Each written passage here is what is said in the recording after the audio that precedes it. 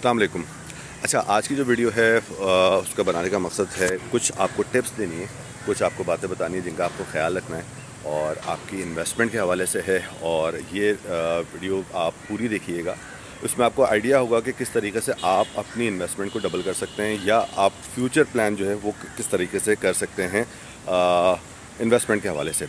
अच्छा, हर शख्स चाहता है कि उसके जो वर्थ है वो बढ़ जाए, उसके पास जो सेविंग्स हैं वो बढ़ जाएं, लेकिन वो रखे रखे नहीं बढ़ेंगी, वो आपको कहीं ना कहीं इन्वेस्ट करना पड़ेगा।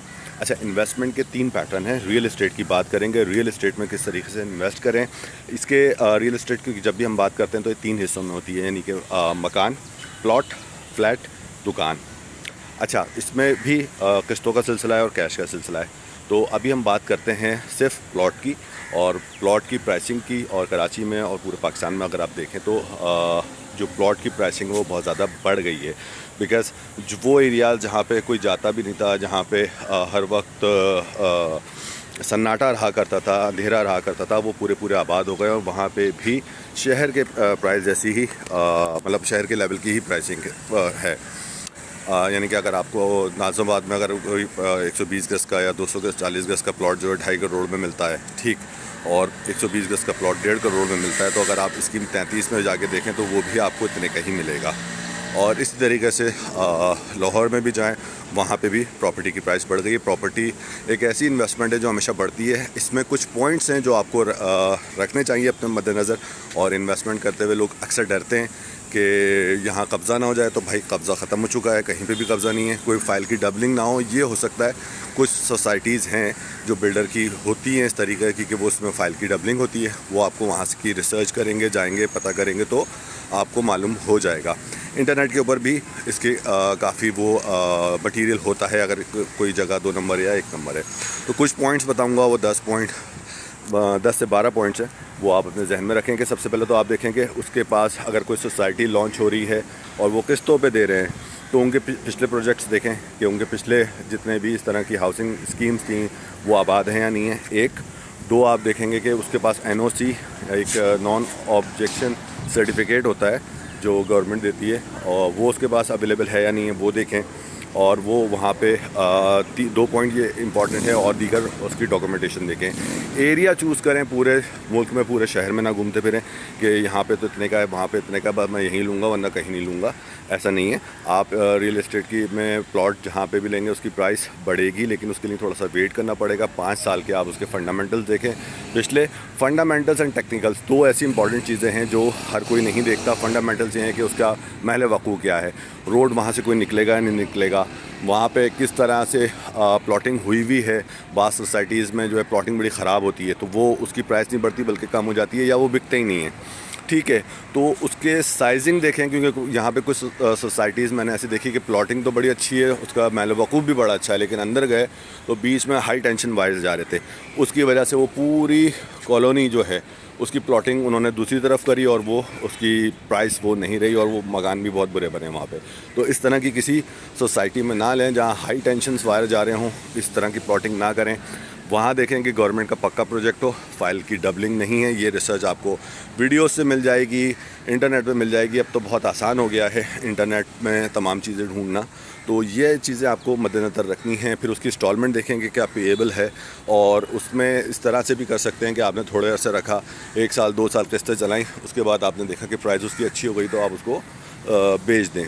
दूसरी जो एक इम्पॉर्टेंट बात है वो ये है कि आप इंस्टॉलमेंट में तो ले रहे हैं, लेकिन उसमें आप पे ही नहीं कर पा रहे, या उसकी प्राइस नहीं बढ़ रही है, या बिल्डर के ऊपर कोई केस चल गया है, तो फिर आप कोशिश करें कि वहाँ से आप इसको बेच दें। सेकेंड हैंड रिसर्च, यानी कि पिछले जो उसकी प्राइसिंग है वो देखें कि 1 से 2 साल में उसकी प्राइसिंग कहाँ गई, कैसे गई और कितनी रही। ये बड़ा इंपॉर्टेंट होता है, और इससे आपको बड़ा फ़ायदा होगा।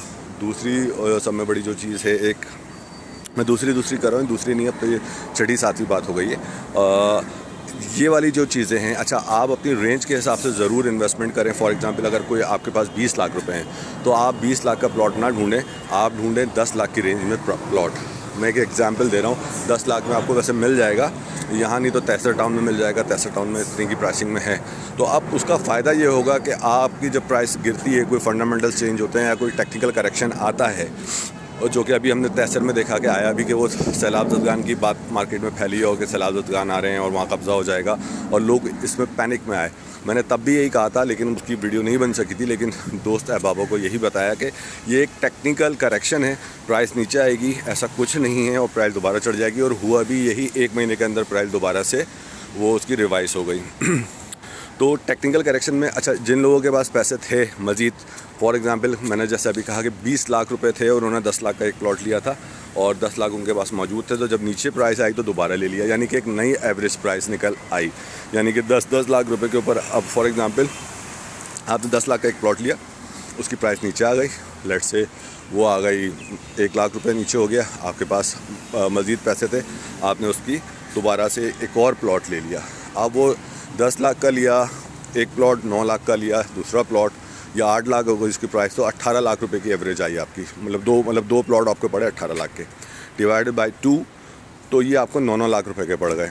सही, तो अब वो 9 लाख के हो गए, तो अब नई एवरेज प्राइस आपकी प्लॉट की 10 लाख या 8 लाख नहीं है, 9 लाख है। और जब आप देखें कि ये 9.5-10 पे जा रहा है और आपको घबराहट है, तो आप बेच के बाहर आ जाएँ मार्केट से। तो ये आप इस तरीके से इसका इनकम इफ़ेक्ट से कहते हैं, इनकम इफ़ेक्ट को ज़रूर देखें। ये कुछ पॉइंट्स हैं, हो सकता है वीडियो लंबी हो गई, तो ये कुछ पॉइंट्स हैं जिनको आप ज़रूर सोचें और सारा पैसा एक जगह ना लगा दें। अगर आपके पास 1 करोड़ रुपया है, 2 करोड़ रुपए हैं, तो आप उसको सारे पैसे एक ही प्लॉटिंग में ना लगाएं, आप उसको एक बुके बनाएं। कुछ आप लें शहर के दूसरे हिस्से में, कुछ आप लें नॉर्थ साइड पे, कोई आप लें वेस्ट साइड पे, तो एक पोर्टफोलियो बनाएं, ताकि यहाँ पे जो प्राइसिंग चलती है, जो मैं जितना देख रहा हूँ गुज़िश्ता 7 साल से प्रॉपर्टी में क्लोजली जो वॉच कर रहा हूँ, तो यहाँ पे अब फंडामेंटल्स थोड़े से चेंज है। एक सोसाइटी चलती है, एक एरिया चलता है तो दूसरा रुकता है, दूसरा रुकता है तो पहला वाला दोबारा चलने लगता है। चलने लगते से मुराद है कि उसकी प्राइस बढ़ने लगती है। तो अगर आपके पास पोर्टफोलियो होगा तो आपको ज़्यादा वेट नहीं करना पड़ेगा और उस पोर्टफोलियो का आप फ़ायदा ये उठा सकते हैं कि आपने थोड़े थोड़े इन्वेस्टमेंट अलग अलग जगह की। अच्छा, जो इन्वेस्टमेंट पॉइंट ऑफ व्यू से ले रहा है कि मैं इससे थोड़ा सा बेनिफिट ले लूँगा शॉर्ट टर्म में, यानी कि 4-6 महीने में, साल भर में मैं इससे कमा लूँगा, उसको चाहिए कि बहुत बड़े प्लॉट्स ना ले।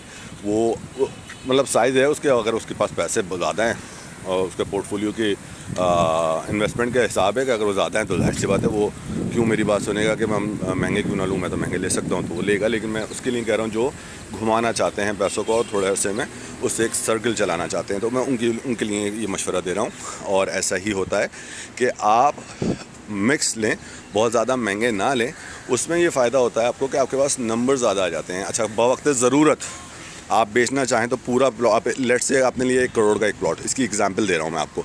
1 करोड़ का एक प्लॉट लिया और आपने 1 करोड़ में 3 प्लॉट लिए।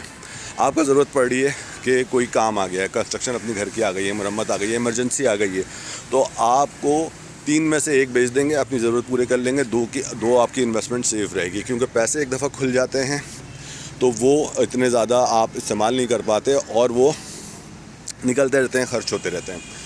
3 प्लॉट आपने लिए थे 1 करोड़ के, ज़रूरत पड़ी, आपने 30 लाख वाला, 35 लाख वाला एक प्लॉट बेच दिया, अपनी ज़रूरत पूरी कर ली। आपके पास अभी भी सेफ हैंड के ऊपर 2 प्लॉट हैं। अगर आपके दोबारा परचेज़ नहीं कर पा रहे हैं तो उसकी प्राइस बढ़ जाएगी। मतलब यानी कि जो रिमेनिंग 30 से 35 लाख के जो 2 प्लॉट हैं उनकी प्राइस भी तो बढ़ेगी ना। तो वो आपको एक वहाँ पे एक इन्वेस्टमेंट आपकी सेफ़ रहेगी और आप भी सिक्योर रहेंगे। अगर 1 करोड़ का ही एक प्लॉट लिया हुआ है, आपको कोई ज़रूरत पड़ रही है, वो नीचे है या ऊपर है, आपने बेच दिया, तो अब वो रकम तो टूट गई। आपने उसकी ज़रूरत के तहत बेचा था, उस वक्त इतने पैसे नहीं मिले, ठीक, क्योंकि आप अर्जेंट बेच रहे हैं तो जाहिर सी बात है आप डिस्काउंट पे जाएंगे और उस पर आप प्रीमियम तो ले नहीं सकते। अब वो रकम आपने इस्तेमाल भी की, उसमें से 10-15 लाख रुपए। अब जब आप दोबारा वापस लेने आए तो उसने कहा भाई उस वक्त 1 करोड़ का था और आप तो 15 लाख नीचे वैसे ही आ चुके हैं, 20 लाख खर्च हो गए, अब तो 80 लाख का। नहीं सर, वो तो आपको उस वक्त बताएंगे 1 करोड़ 20 लाख का, तो वो आप कहाँ से लाएंगे, 40 लाख का फ़र्क आ गया। तो इस वजह से आप अगर छोटे प्लॉट्स लेंगे तो उसमें आपकी बचत ये एक रहेगी। बाकी ये कि इसके 2-3 पार्ट और आएंगे, मैं उसमें मज़ीद आपको बताऊंगा कि दुकान फिर किस तरह से लें, उसकी लोकेशन क्या होनी चाहिए, अपार्टमेंट कैसे लें, और अगर घर ले रहे हैं तो वो कैसे लें। यानी कैसे लें से मुराद, लेंगे तो ख़रीदेंगे तो पैसों से ही, लेकिन वो उसकी परचेजिंग या उसको बाय जो कर रहे हैं उसके लिए क्या किन चीज़ों को मद्देनज़र रखें। फ़ीडबैक ज़रूर दीजिएगा, कोई पॉइंट मिस किए हों तो बताइएगा, हो सकता है कोई पॉइंट मिस कर दिए हों तो मैं इसका दूसरा और तीसरा पार्ट भी अपलोड करूँगा। Thank you.